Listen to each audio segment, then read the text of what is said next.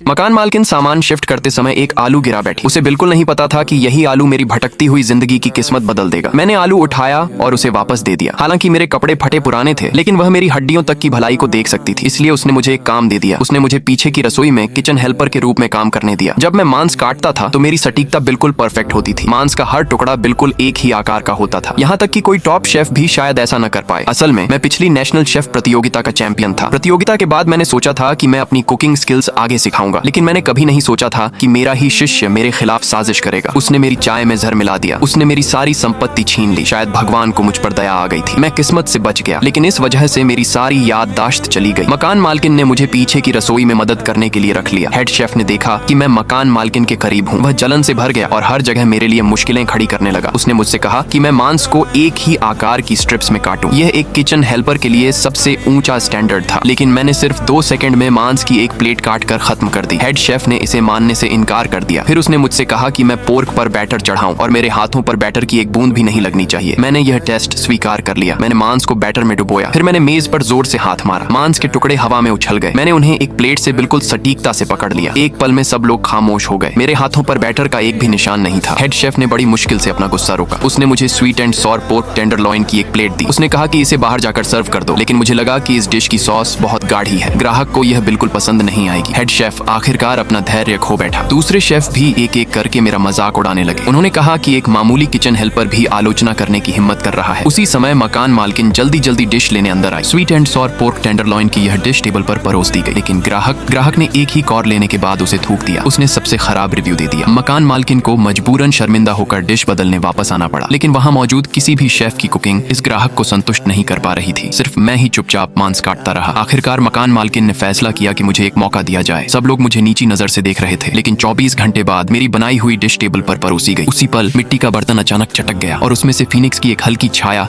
आसमान की ओर उठती दिखाई दी।